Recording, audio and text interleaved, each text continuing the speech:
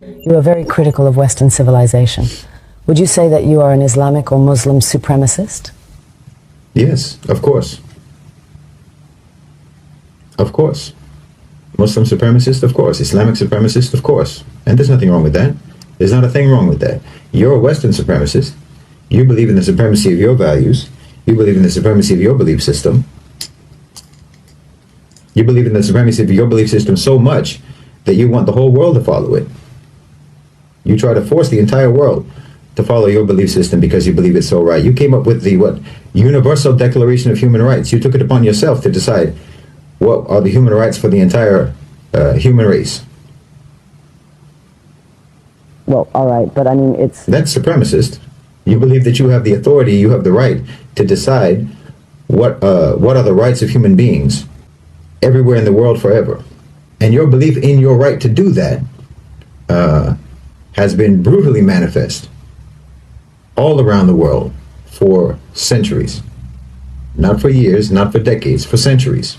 But the difference is that in Islam, to believe in the supremacy of Islam includes, one of the things that we believe in is that we don't have the right to compel you to follow our beliefs. But you don't have that. You absolutely believe that you have the right to compel others to follow your beliefs. And the entire 20th century, and forget that, the 19th century, and as long as anyone can remember, is testimony to the fact that you believe that you have every right in the world to force all of the people in the world to follow your belief system. That you have the right to impose that on people.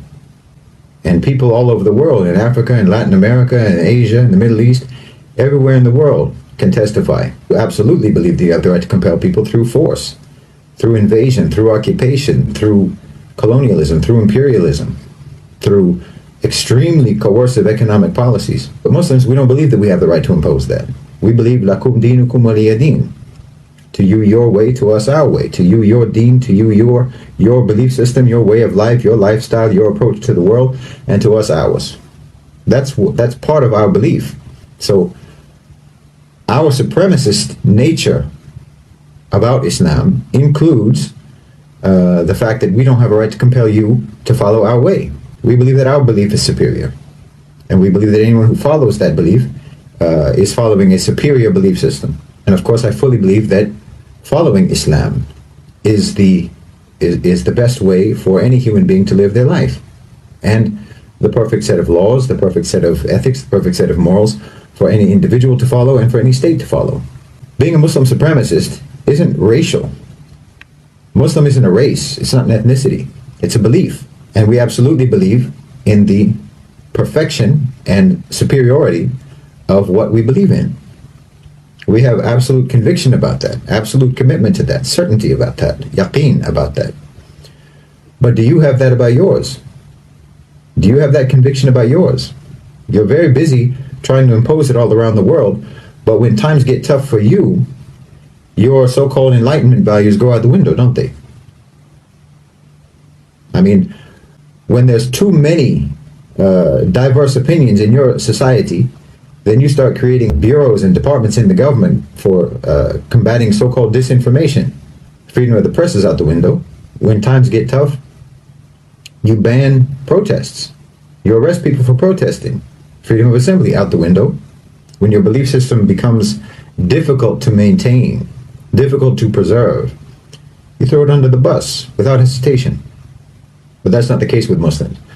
Muslims throughout imperialism, throughout colonialism, throughout the Crusades, throughout poverty, throughout war, throughout invasion, throughout occupation, have maintained their belief. Even without the Khilafah, even without the Islamic State, and even without the Islamic Empire, Muslim societies are still strong and committed to Islam.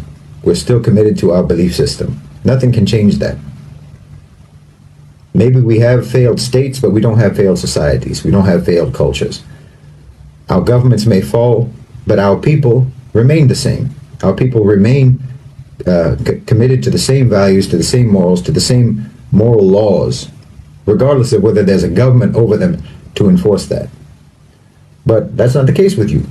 Even though you're trying to impose your value system all around the world, when things become difficult in your own societies, you abandon your principles, you abandon your values. They're insufficient for preserving the security and the stability and the tranquility of your societies. They're insufficient. They're inadequate for that. So that alone, along with many, many other things, that alone shows me the inferiority of your value system, the inferiority of your belief system, and the superiority of Islam.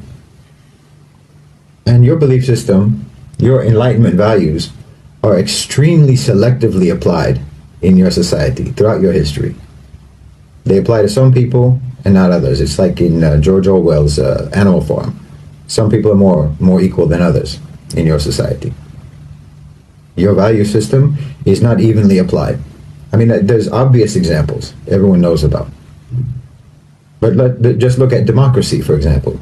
You want democracy all around the world, supposedly. You say that you want democracy all around the world, so-called. But you don't even apply democracy. Let's just, for the sake of argument, let's pretend that you have a democratic system in the United States, and it's an actually healthy, functioning democratic system, which is obviously not the case. But let's just, for the sake of argument, pretend that it is. You don't believe that democracy is important, for example, in the private sector. You don't believe that businesses, that companies, that corporations should be democratic. Your belief in the supremacy of democracy does not extend to the private sector. Corporations don't have to be democratic, do they? In fact, corporations are sacrosanct. It's sacrilegious to say that there should be any intervention in the private sector to make it actually accountable to the population, accountable to the public, accountable to the workers. And anyone who even talks about something like that, anyone who even suggests that companies and corporations should be democratic, will be persecuted. I mean, look at the struggle that organized labor had in the United States. Coal miners were literally bombed from the sky when they tried to organize and secure their rights and have some kind of democratic representation with the coal companies. When just now, when the railway workers were wanting to strike for better wages, for more humane working conditions, more rational and reasonable and fair workloads that would actually help to guarantee the safety of those trains, Joe Biden and the government prohibited them from striking. Where's the democracy? Because you don't mean the things that you say. You don't mean the values that you espouse. You don't mean it. If you meant it, then you would apply it across the board. You would apply it to everybody in all institutions and all dimensions of your society. It would be applied everywhere, but it's not. Democracy doesn't belong in the workplace. Democracy doesn't belong in the company, in the business, in the corporation. And no one's even supposed to suggest that it should. That's an inferior belief system. It's inadequate. It's inadequate for building a civilization, for building a cohesive society. Because look, the only group identity, the only sort of group identity that makes any sense at all, it's not racial, it's not ethnic, it's not nationalistic, not even based on language or shared culture or shared heritage. None of that makes any sense as a shared group identity. The only thing that makes sense is shared belief system. That's the only thing that makes sense as a group identity from which you can build cohesion and camaraderie and brotherhood and solidarity between people. Only belief system. You can have a certain skin color and have nothing whatsoever in common with other people who have that skin color. You can have the same language and certainly have nothing in common whatsoever with someone who speaks the same language. You can, I'm German Irish. What do I have to do with all of the other people in the world who are German Irish? Just because we're German Irish, we have nothing in common. And yet I have more in common with a Muslim from Mali, with a Muslim from Indonesia, with a Muslim from Morocco, with a Muslim from China, from Chechnya.